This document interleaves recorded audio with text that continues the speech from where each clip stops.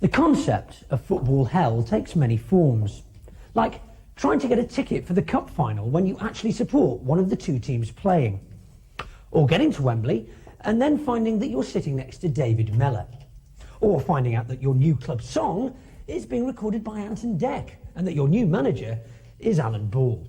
Or if you're a manager, having your centre forward do something like this. Central now trying to stitch up this match with a fourth goal. And look at this from Noah Hickey. He beats the goalkeeper and for some inexplicable reason decides not to put the ball into the back of the net. And out he comes again. He loses control of it, this time to Elric, and over the top it goes. An inexplicable miss there from Noah Hickey.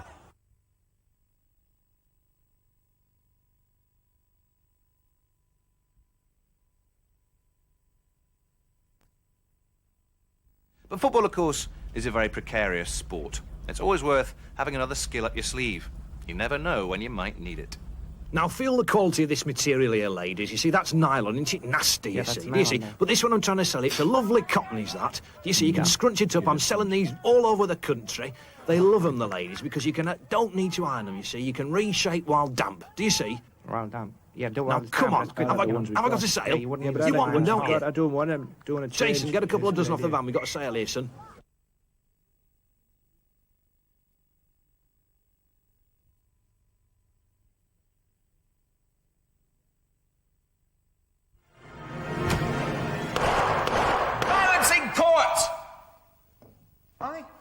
I'm Judge Berry, and it is my solemn duty to pass judgment on the many and varied facets of the world we know as motorcycling. The man of the moment takes his bow, a slow motion killing without the blood. There is no wrong here, faith is the key. Here is your answer.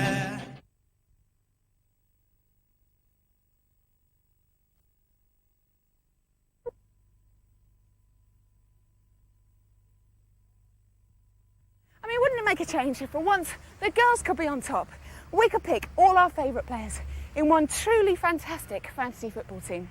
So, okay, if I was manager, who would I pick? Well, it's never going to happen, is it? It's never going to happen.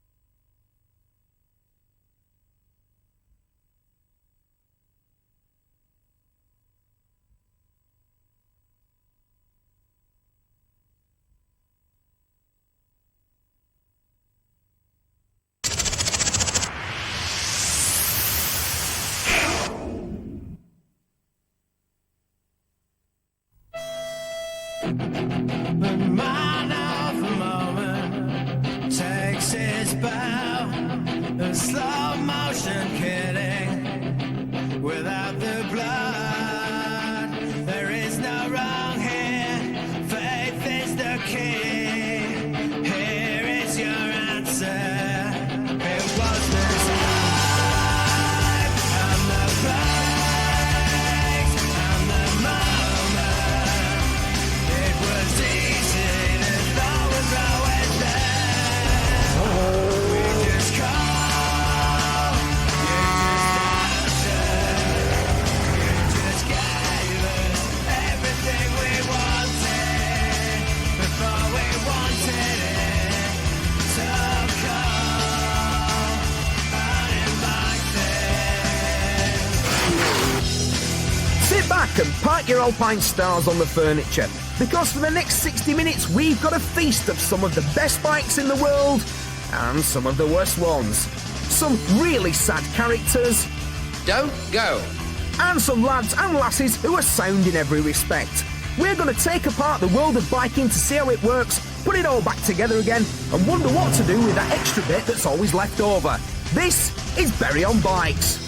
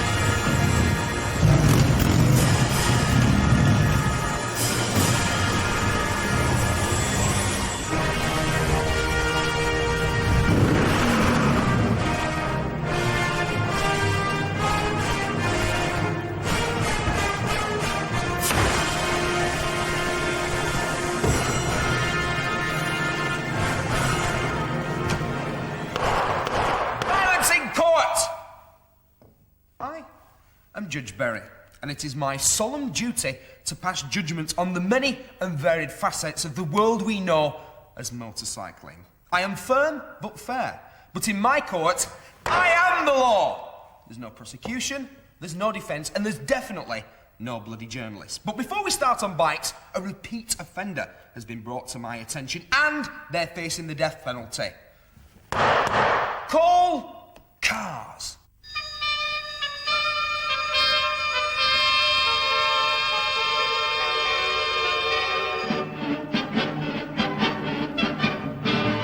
Cars, the crap, aren't they?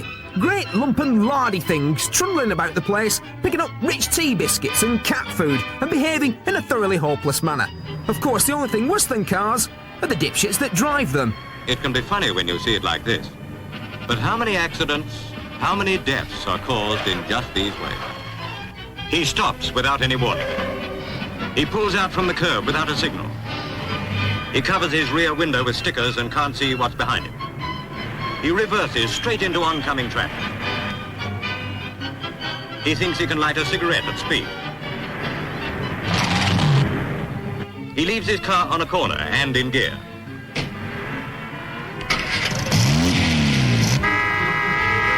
He must overtake, then pulls right across in front of him. He has to show off to his new girlfriend. He has a row at home and takes it out of everyone else on the road. Can you honestly be sure that it isn't you? What, me? Yes, you. You are the other man. Stop being him. Watch your driving. Take a pride in it. Obey the highway code and never lose your temper or your manners. Ah, now here's my favorite mini driver, my charming Mrs. Smythe. Now, don't get flustered, dear, with a little problem like this. It'll all work out. She's still not quite sure of all the knobs and pedals, you see. It often takes women longer to get the hang of a machine. Well, yes, that's true enough. But then again, unless you're Elton John, and no one wants that, and can afford £1 million McLaren, cars are useless and bloody dangerous too. So, we're all in agreement. Cars are guilty as charged of having far too many wheels and not nearly enough power. Admittedly, they are useful for things like shopping, but then, of course, shopping is one of the 3 things that women were invented for.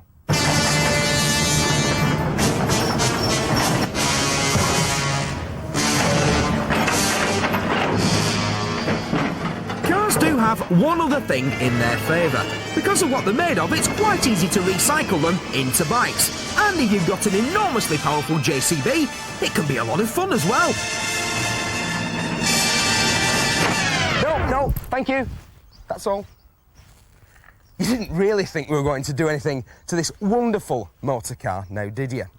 You see, the truth is that this notion that bikers hate cars has been put about by a small group of sad old crusties who think that rancid paraboots are acceptable footwear and that Dumpy's Rusty Nuts are the greatest rock band to ever tread the planet. Cars can be wonderful, but there is one mark of motor car for which there can be no mercy.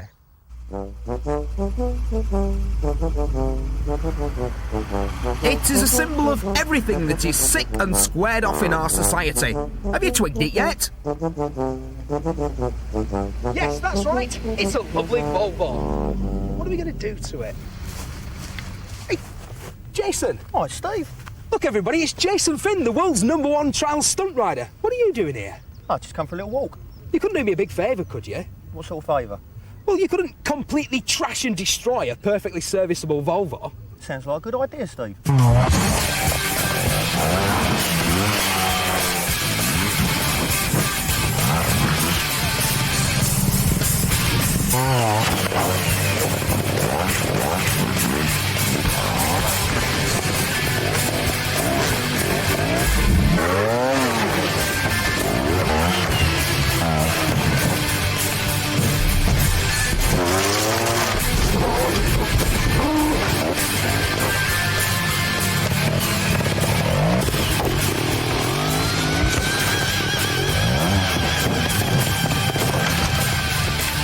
Good work, fella. But look, you've missed a bit. There we are. That's much better. Well, I think justice was served there, don't you? But let us move on to more serious matters. Motorcycling. Which is why we've come here to that motorcycling mecca, the Isle of Man, where they do things that bit differently. For instance, see that thing behind me? That's the power station. And of course, that's why we brought 12 mouth-watering motorcycles with us, each one quite capable of making a tent in your biking trousers. So, without further ado, let's consider the evidence.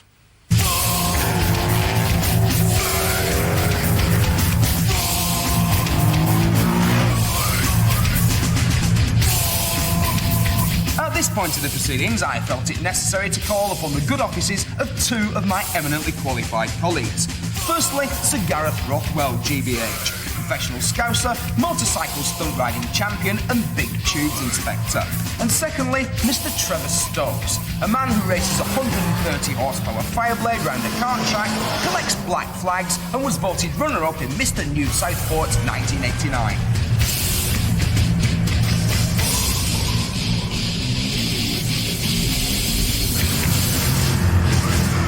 A Honda VFR 750 met a Ducati 916 in an Ibiza nightclub. 9 months later, the Honda had a very happy event. Straight off, you could tell who the parents were. It had its dad's lean, muscular profile and thumping great V-twin engine. But like its Japanese mum, it was beautifully put together. She decided to call her bouncing 192 kilograms baby the Firestorm, because Gerald is a silly name for a motorcycle. Now, there is a school of thought that says that if you get yourself a dirty great V-shaped engine and stick it into the smallest, lightest bike that'll have it, then you can't go far wrong. Eric Buell doesn't just subscribe to that school, he's the headmaster, dinner lady and brown-coated crusty old caretaker. What we have here in the S1 Lightning is 1200 cc's of Milwaukee-made muscle motor and not much else. This throbbing sex beast of a bike is the Suzuki T1000. That's right, Suzuki built a bike with time-bending brakes, cutthroat quick steering and 125 brake horsepower on tap. And they named it after a small duck.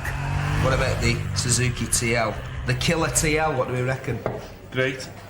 I liked it. So, I was just expecting it to be well unstable, just no balance, cat's eyes, just throw it all over the place. Because it's got this, they've recalled them and put this steering damper on it. Yeah.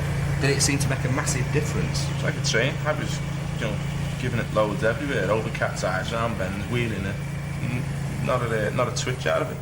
So I had to go with the Firestorm, and the Firestorm was equally as good, but I'd say maybe the steering damper might have helped it on its way, So it did feel, if anything, it felt a bit safer than the Firestorm. What about the riding position though? Because a lot of people have said that it's like you sit on it like on a 916 instead of in it like on the Firestorm. You do sit on it, but after the first 10 minutes of riding it, you get into that, you get used to it. So I enjoyed riding it, it was boss. I think that in real world conditions, they don't get much more real world than this. The Firestorm is actually quicker, it feels quicker to me. It did feel quicker, it felt a bit smoother and quite a bit quicker, yeah. It's very, very much a Honda, isn't it? Yeah. You know what I mean, the Firestorm. It's like a Blade or a CBR 600, it's just got that usability, friendly power delivery. Yeah, so it was nice and slick, well put together. So the brakes were probably a bit better on the Suzuki. Yeah. But either one of them, I'd have either one of them. Cool. Would you have a Buell? Come on, somebody's got to say something nice about the Buell, so it might as well be me. Really good, it doesn't stop you, you just don't expect that out of a Harley Davidson, do you? And I tell you what, I think the Buell is the one that sort of impresses non-motorcycling punters the most. Because every time I was on it, people were going, "Ooh, how fast is that?" Because it looks quick, doesn't it? It's a bit like a razor blade, the one with the seat was only about 3 inches thick at the front. In isolation, it might seem fun, but you were just praying to get back on the Storm. I mean, when we rode him back yesterday, it was like, right, who's taking the Buell? Bye. Quick dash to the Firestorm all the time. The horniest looking of the three is the TL. Suzuki. Yeah, definitely. Yeah. And the Suzuki does look definitely like sex. The Firestorm is quite refined, conservative even in its looks, isn't it? With that single headlight. Yeah, either one of them. I mean, Suzuki's got better brakes, and I'd say it probably had a little bit more stomp low end, but the Firestorm's got that Honda punch, hasn't it, Jim? It still goes through the gears, just punch it 2 gears. Once you get it through the gears, it just doesn't stop. That's it. No, you sat in the Firestorm, aren't you? When you're on the TL, you're on it. You're on it. You're perched on it, aren't you? Yeah. No, I like the Firestorm because it made me seem fast.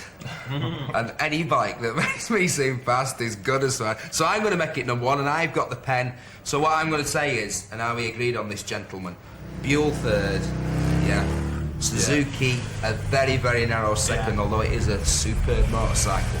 And in first, the lovely Honda Firestorm. Yeah, I'll go for that one then. Okay.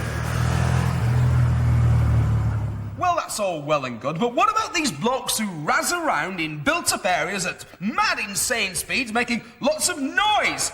I am, of course, talking about policemen.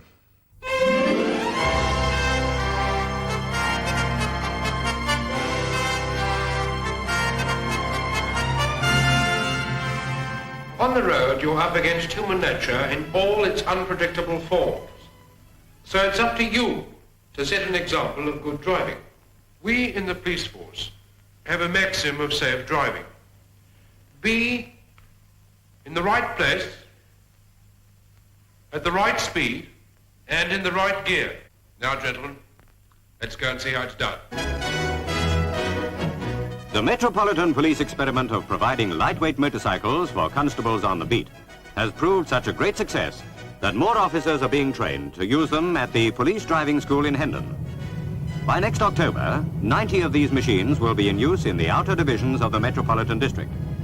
The idea is to make up for the shortage of manpower by having longer beats than a constable can cover on foot or push bike. He'll still do parts of the beat, tactfully called the vulnerable parts, on foot. Underworld, please take note. These machines are practically silent. Of course, all of the errant behaviour that this video has been quite frankly glorifying up to now is evidence of minds weakened by self-abuse. Because, as any policeman can tell you, proper machine control can only be achieved by wearing hideous fluorescent clothing, sitting bolt upright at all times, and riding a nice, sensible BMW.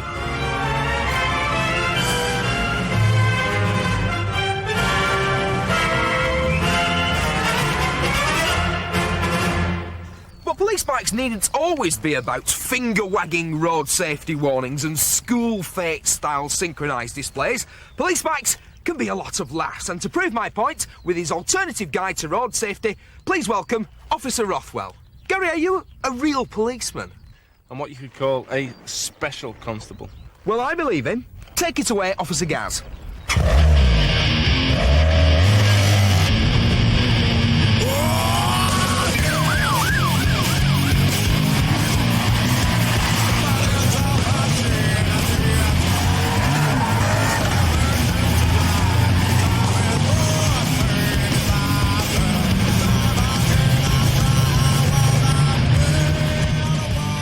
Time you see the old bill in your mirrors, think twice about doing a runner, because they're trading in those sad old BMWs for stonking ST1100s.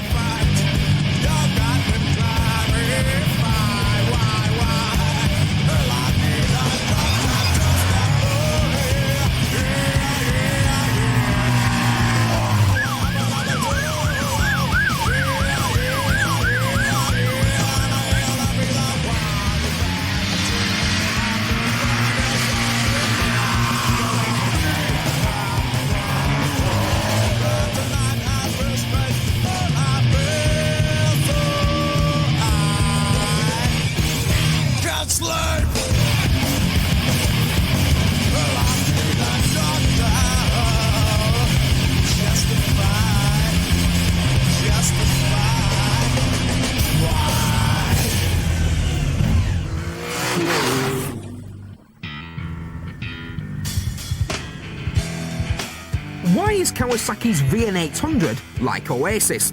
Well, it isn't. For a start, it doesn't marry the first posh bird it meets, or wear a fur-lined parka in the middle of July, and it doesn't have any really good mates called Charlie or Billy. But, like the mono-eyebrowed Mancunians, it is an unabashed copy of a classic 60s original. On the other hand, Honda's Valkyrie has a lot in common with the Smith & Wesson 357 Magnum. For a start, they've both got 6 cylinders, but more importantly, they are both far larger and more powerful than any reasonable, sane human being could ever possibly want. And they're deeply wonderful.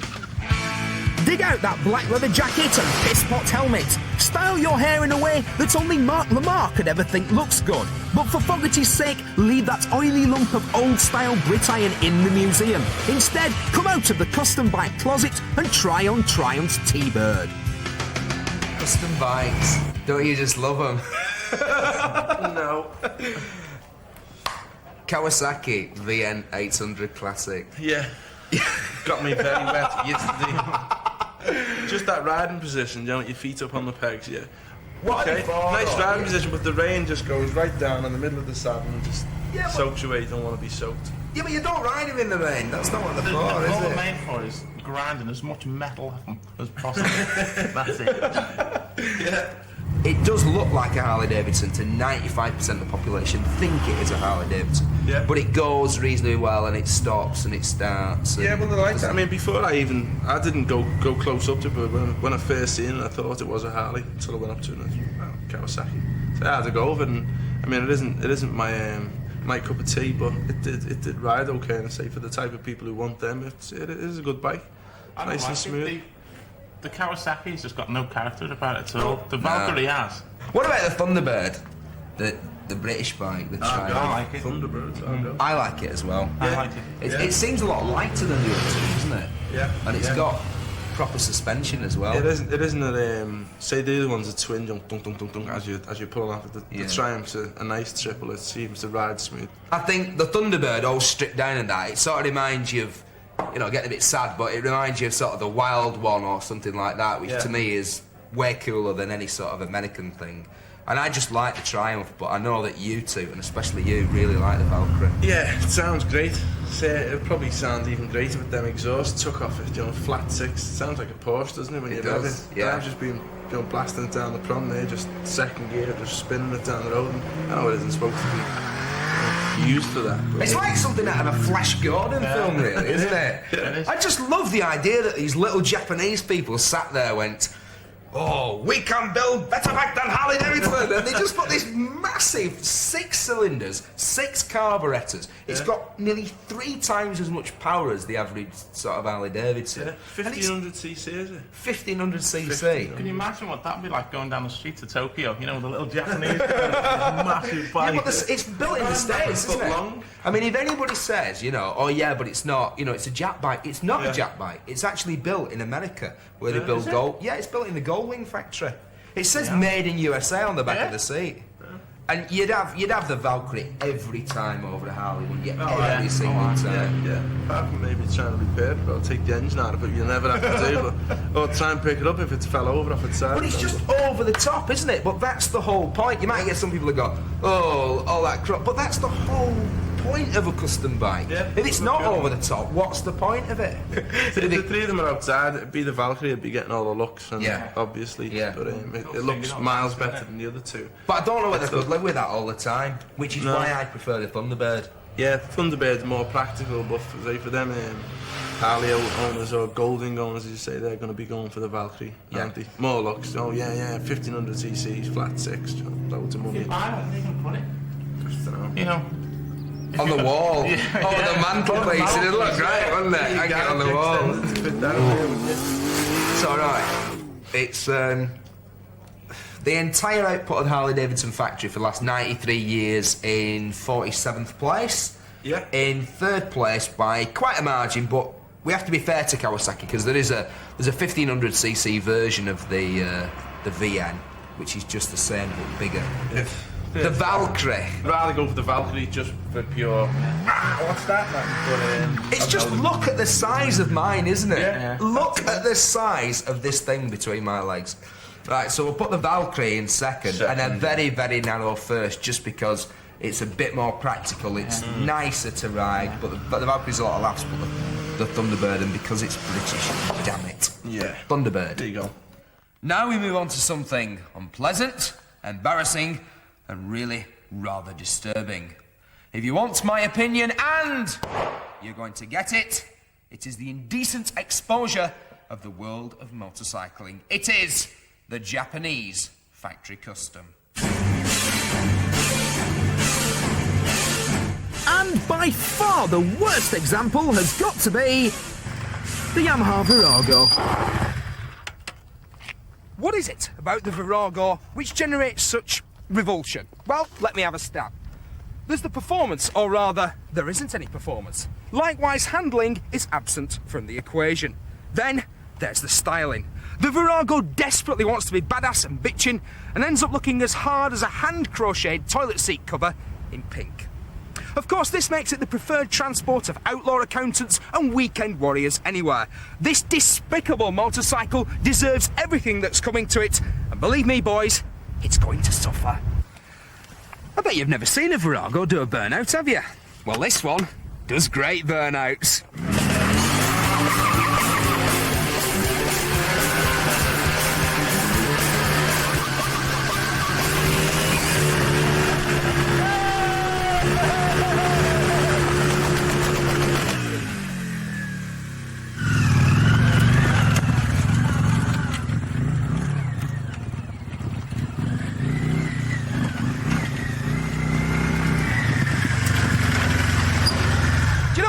I reckon that's improved the handling no end. Of course, the Virago is known for its durability, which is why there's so many other things still around. But today, we're going to test that durability to the limit, with the help of my assistant, the lovely Carl.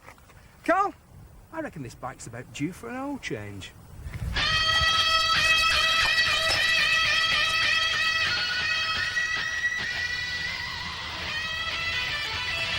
Oh dear.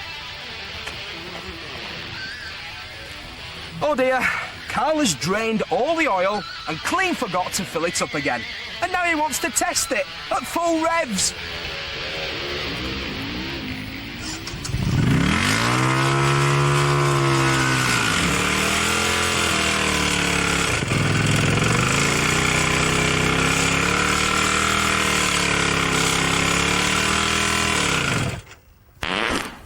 Sad, miserable, and pathetic, just like a Virago, really. However, you don't get away with it that easy.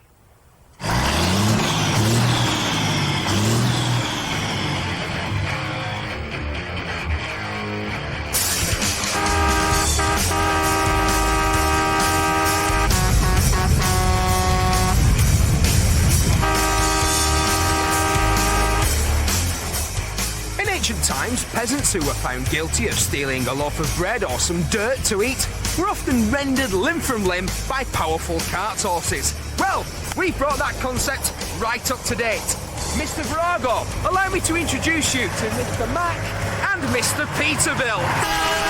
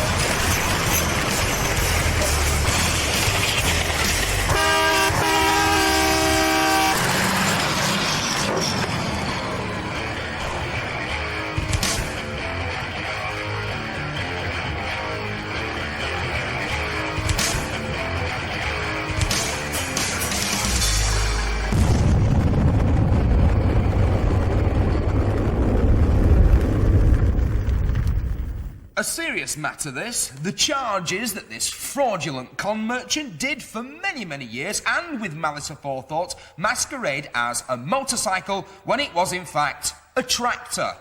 Call Harley Davidsons.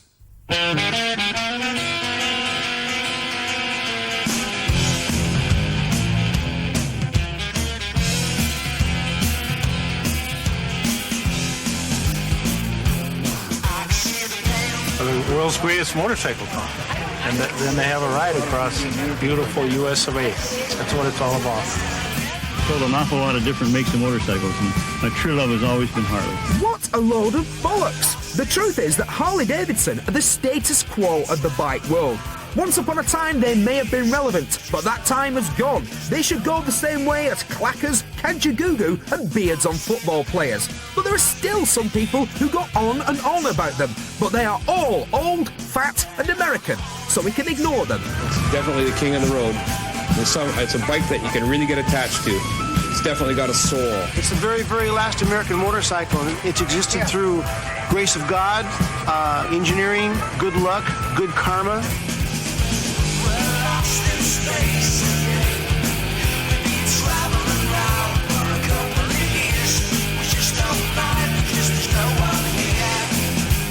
Of course, we all know that Harleys are underpowered, underbraked, wheezing, farting, arthritic tractors. Or are they? Because I know a bloke who reckons that Harleys kick big-time bottom.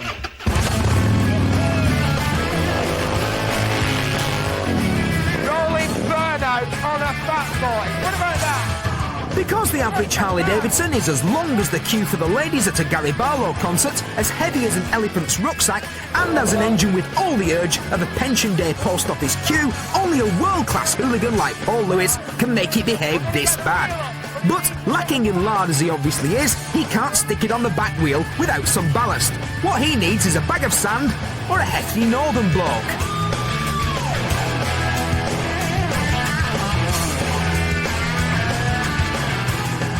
Well, in view of this late evidence, I have to say that Harleys definitely don't suck.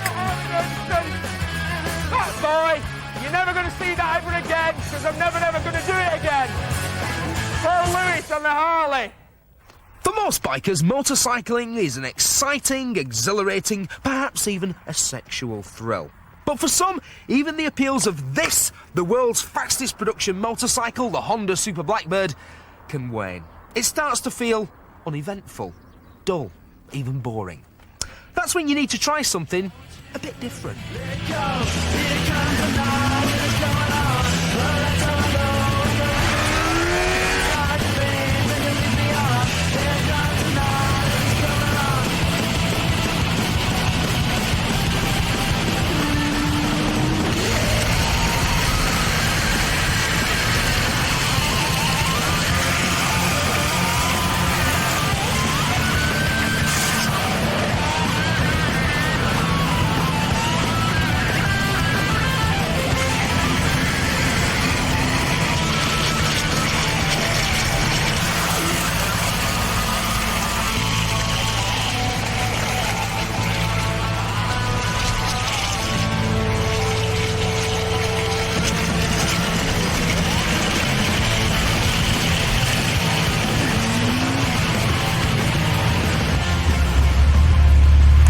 So, Gary, what made you think that getting off the back of a moving motorcycle and trying to ride it from the grab rail was an especially good idea? I didn't think it was a good idea in the first place. I just thought it'd look good and I'd give it a go. And I'm still doing it now. What about these shoes you've got on? Because you can't get them from Sten & Simpsons, can you? No, you can't. I've got to get someone to make them, specially. I first tried with a wooden pair of clogs on, but they only lasted about 100 yards. Before they burst into flames, yeah, presumably. Yeah, so they were quite dear as well, so we stuck with 8mm thick steel shoes, and after a couple of runs, they just go wafer thin. Yeah, it starts 8mm thick, but it wears down quite quickly, doesn't it? Yeah, get hot as well, so. So you've done indecent speeds at this, and it looks impossibly dangerous, but how difficult is it? You should have a go. Find out yourself. Do you think so? Yeah, I think so. Better have a go then, hadn't I? Gary says it's best if I don't try and jump off the back of the bike. Fine by me. But the first thing that happens is that one of the shoes comes off and goes bouncing down the track, leaving me holding onto the grab rail like a store detective grabbing a Salford shoplifter.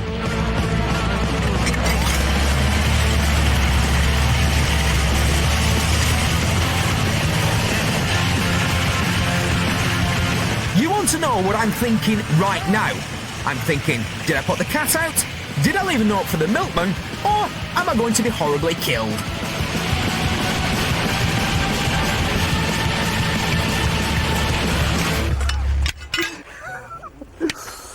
That was absolutely interesting, shall we say. Well, Gary, I can see you're obviously impressed by my prowess as a stunt rider. Yeah. So it was okay for second gear. We've done about 55 mile an hour. I usually jump off at 90 and then start accelerating. So that was just a warm-up. Do you want a proper go? I want my mummy and some clean undies. Right, stunt riders. Are stunt riders some of the most talented and naturally gifted motorcyclists you'd hope to find, or are they just skelly chancers with no brain and a tatty GSXR and a transit van?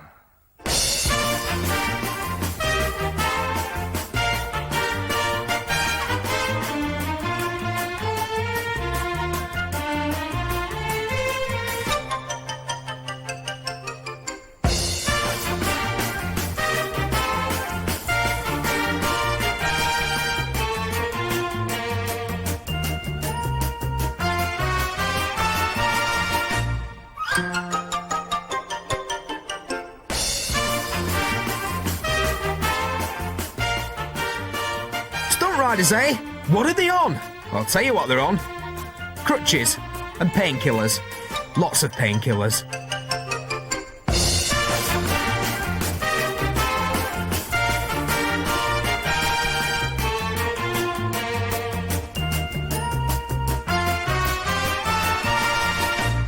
The world of the 50s throwback style synchronised stunt display is a very sad place indeed, with one exception. They are the titans of twist and go, the poobahs of the plastic pony. They are the purple helmets.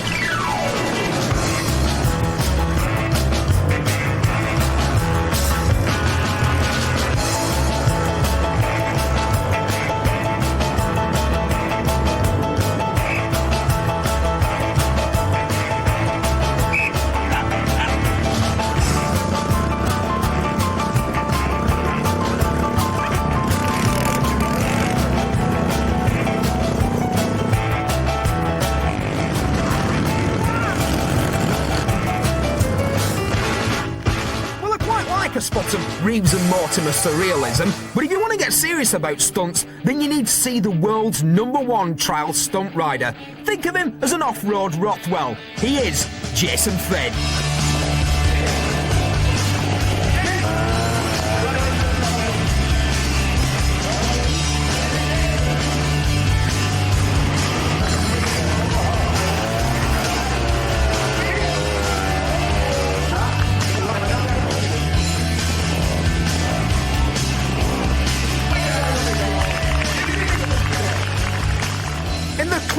And sweaty Belstaff's world of trials riding, Jason Finn was always a bit too flash for his own good. So he stopped riding round bits of Yorkshire watched by sheep, and instead he does this in front of huge numbers of people and earns lots of money.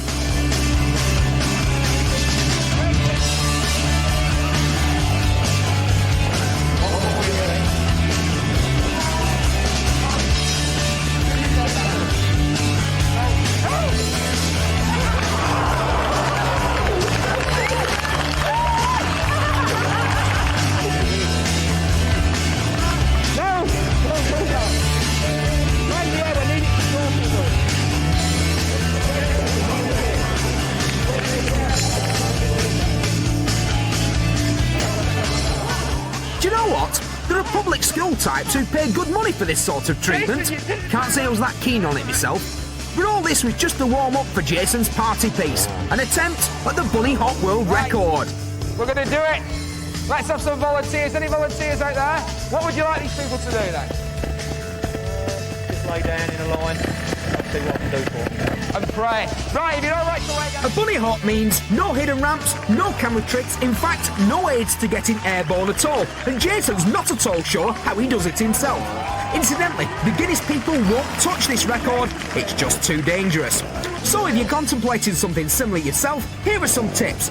If you use little kids, say under 5s, they're usually carrying quite an amount of body fat and guarantee a soft impact on landing. The elderly tend to be bonier, but if you do see off a couple of them, you're normally doing someone a favour. How does he do it? How on earth does he do it? Come on, you're going to have to straighten up, you lot. Look, what is this? You're in a circle. What are you, hippies? Come on, get that.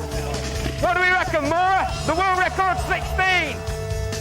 We we've got 1, 2, 3, 4, 5, 6, 7, 8, 9, 10, 11, 12, 13, 14. 14. We're getting there. So that's 14. Come on, make some noise. Jason Woo! 16. 2 more. If one person comes out, I'll be 16. I'll do 16. Wait. Stop looking up. Lie down. Lie down. You think looking up's a good idea? He's gonna come right across here. He hasn't got a ramp. That's right. Come on. Make some noise. Jason Finn trying for 15 with no visible means of support. The world record is 16. Jason Finn, ladies and gentlemen, 15!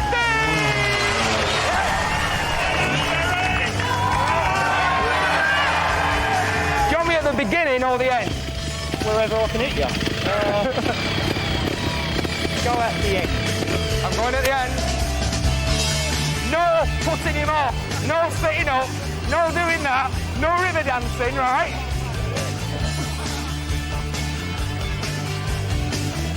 Right. No! No, it's not a good idea at all. 17 is the world record. It's the world record in England.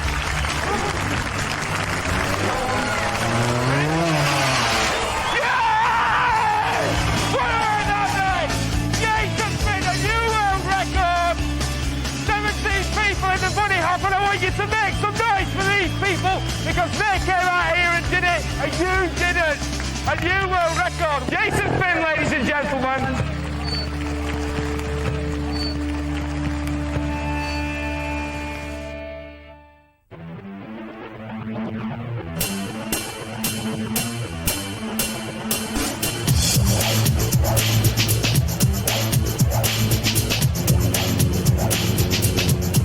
Somebody's been building Lita Plus muscle bikes, said Daddy Bear. He tried the Zephyr 1100, too soft. He tried the Honda CB1000, too bland. Then he tried his super trick Street Fighter XJR 1200.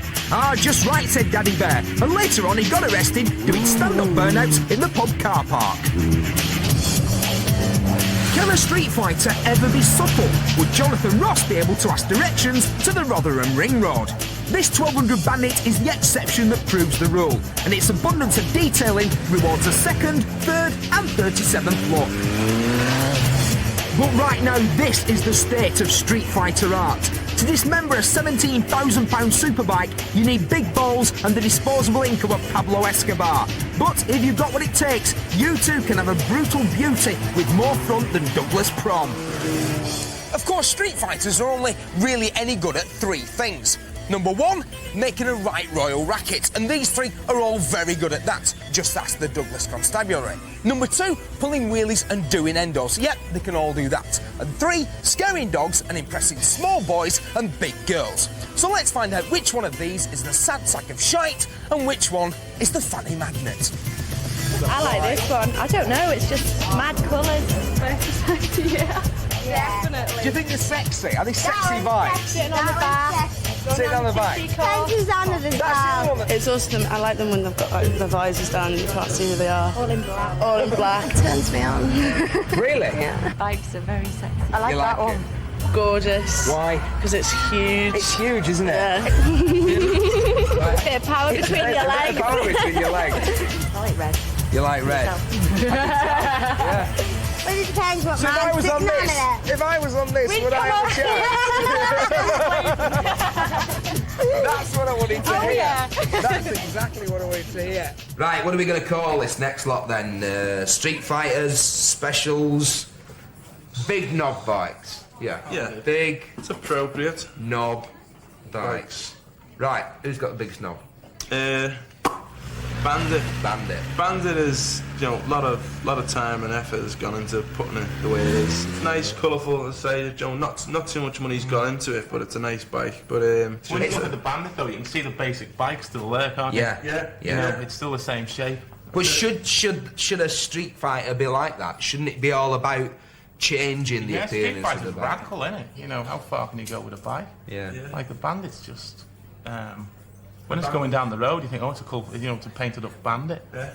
But it's You not see until you the get close remote up to it Yeah, you realise how much work's gone into it. Most people that see that promoted won't even know what it is until they've got it and thought, wow. I think if you build one of these, you are almost saying, get out of my way, you peasants. Yeah, I don't know, the promoter probably goes a bit better than the band, and it looks better, and it's going to get more looks, because it's just, I don't know. Bikes like this always ride crap, don't they? It's like the Japanese motorcycle industry spends tens of years and millions and trillions of yen developing the ultimate sports motorcycle, and then some bloke in a shed in Ormskirk rips it to pieces and sort of starts again. Yeah. And inevitably you're going to end up with something that handles, stops and goes worse than the bike that you started off with 200 hours ago and £20,000 or whatever before you started fiddling with it. Yeah. So it's not about riding. I mean, I rode the XJR and I was behind this bloke on a Genesis with Manx plates, and the worst thing you can do here is follow somebody with Manx plates. It don't matter how sad or old he looks. Yeah. And I was trying to keep up with him on that XJR, and it was just a horrible. It's like riding on a anvil. It's just I don't know. Is there any suspension on it? Was it a hardtail? They're only meant to be ridden to a show, though, aren't they? They are, aren't they? These bikes, when they come here, they never lose sight of the ferry terminal. They get parked up on the front. Somebody does endos, wheelies, and good burnouts outside bushes, and that's what they're for, isn't it? That's it. So what do we reckon? That's all you could do with it. XJR. I mean, it's nice, but it's in good company. It just looks a bit sad compared to the other two. Third defo for the XJR. And the amount of work that's gone into the XJR is commendable. But at the end of the day, I think Wedge will out. The Bandit gets a special recommendation for effort. Yeah. But for artistic interpretation and technical merit, it's got to be the big bad Bimotor. And now I'd like to bring before the court an habitual offender. Worse than any thief, conman or machine gun toting psycho. I speak, of course, of motorcycling's idiotic inbred half-cousin, the scooter. Inventiamo qualcosa che vi faccia strabiliar, un cocktail fatto di genialità, di dinamismo, di eleganza, di potenza, tutto quello che può darvi la felicità. Prendiamo due ruote e le mettiamo qua, un bel motore che veloce va, poi ci mettiamo un bel fanale ed un clacson dalla voce originale che ti fa. In ogni strada suonerà, scooter linea, nuova linea porterà. Freno a disco, novità. Lambre twist. In gonnellino balli lambre twist. Con il codino balli lambre twist. Con le maracas tra le piante di banane. Nelle notti indiane balli lambre twist. Lambrettista, lambre twist. Tutti in pista, lambre twist. Chitarrista, batterista, trombonista e persino contrabbassano in cui trionfa il lambre twist.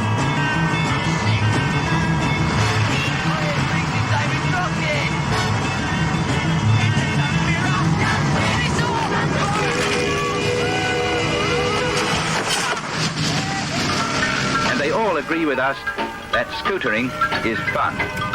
Scooters, aren't they great? Quadrophenia's been re-released, you know, and all the top people are riding scooters these days. You've got your Liam Gallagher's, your Chris Evans, your Damon Albarns. They're all riding scooters, and no wonder, because they are great. I mean, they've got these really good small 10-inch wheels and these lovely drum brakes, and they've got this lovely tiny little daft engine hanging off the side. What the hell am I talking about? Scooters are crap! Trust me, I spent years riding around on these things, and the first time I rode a proper motorcycle, I said, thank you, God! There is only one possible sentence for these ill-handling, underpowered, small-wheel devices of Satan. They should be hung, drawn, and quartered.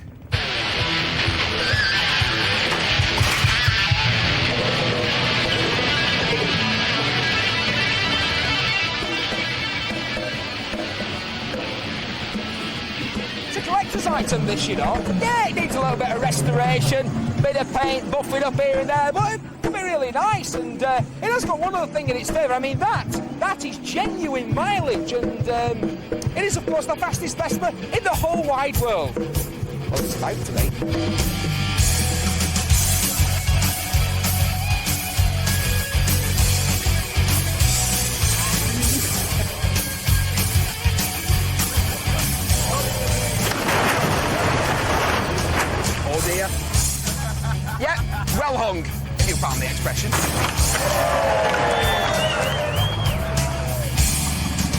Excuse me, are you any good at drawing? Yeah, mate. Draw this for me, then.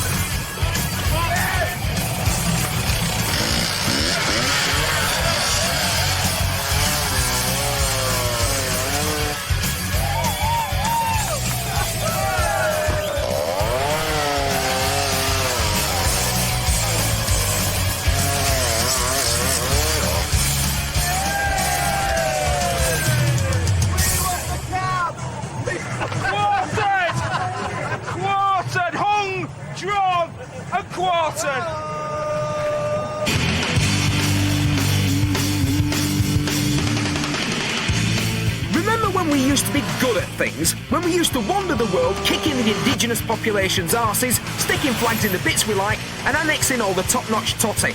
Well, then you must be about 150 years old. But fear not, because once again, we're good at something. Building bikes. And the living proof is the Triumph T595.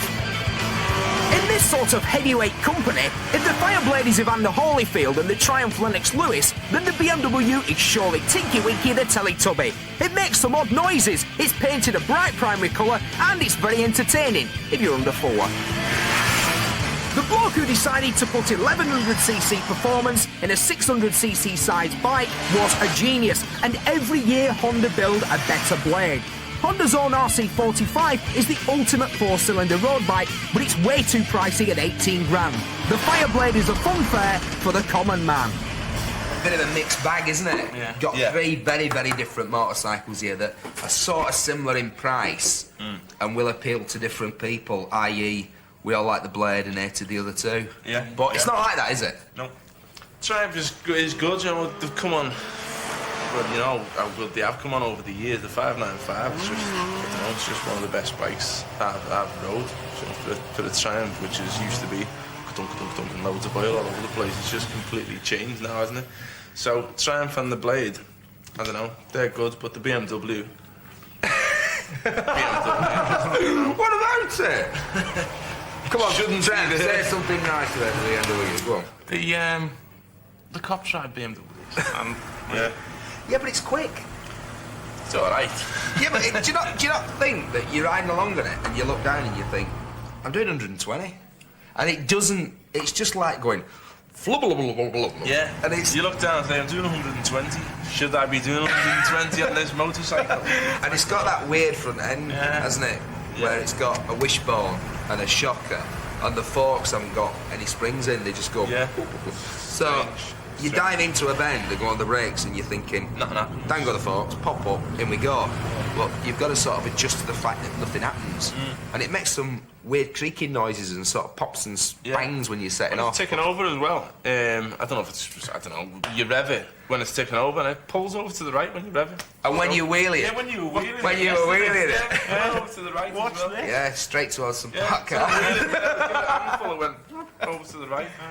But coming back to the Triumph, I think of all the bikes we've got here, I like the Suzuki and I like the Valkyrie in looks terms, but I think it's the best looking bike we've got. Yeah, the Triumph does look nice.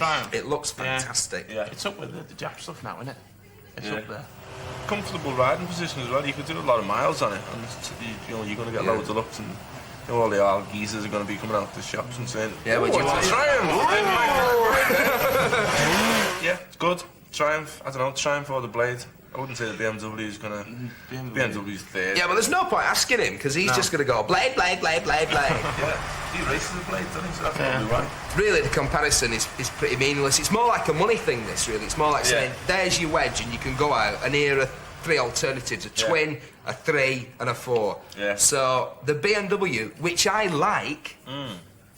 No, I thought the BMW had certain appeal, but I'm the oldest, so that's probably why I quite why you like it.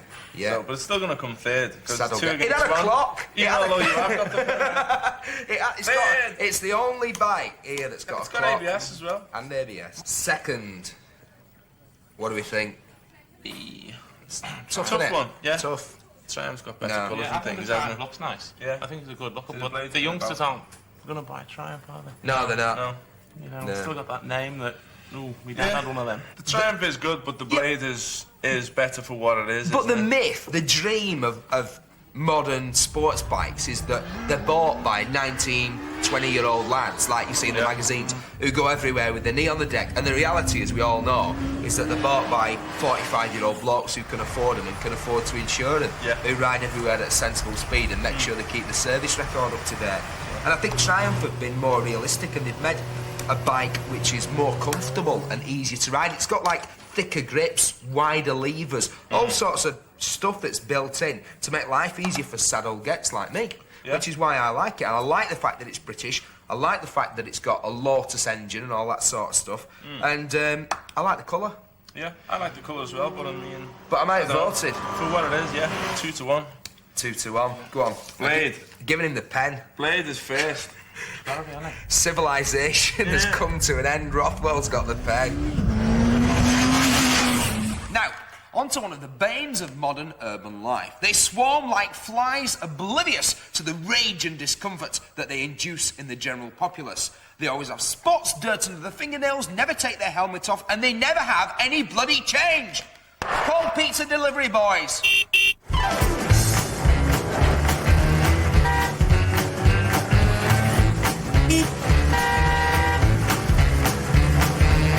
In motorcycling's food chain, pizza delivery boys are the plankton, shapeless single-celled creatures who drift around without purpose before being scooped up and crushed by lumbering giants. They ride motorcycles like Sheen, Spencer and Roberts, Mr. Sheen, Frank Spencer and Alf Roberts. Pizza delivery boys are the stubborn scrap of excrement on the otherwise pristine porcelain that is biking. We decided to send one on a journey he'd never forget.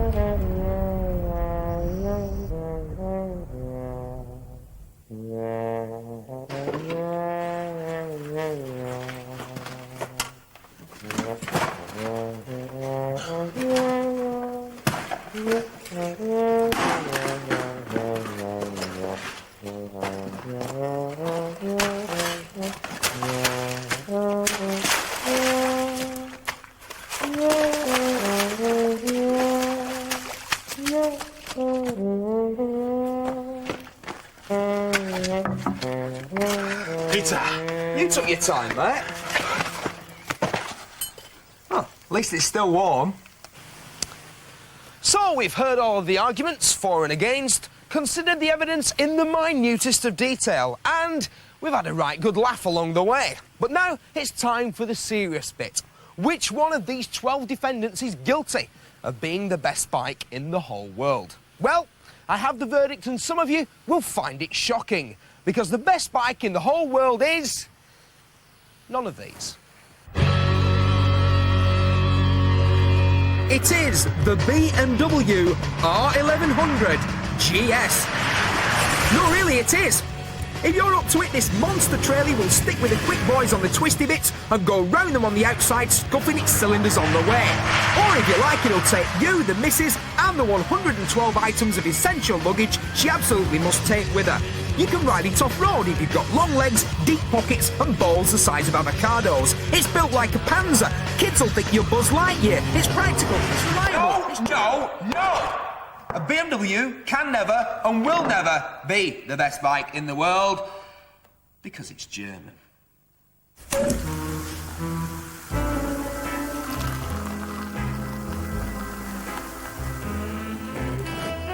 You still here?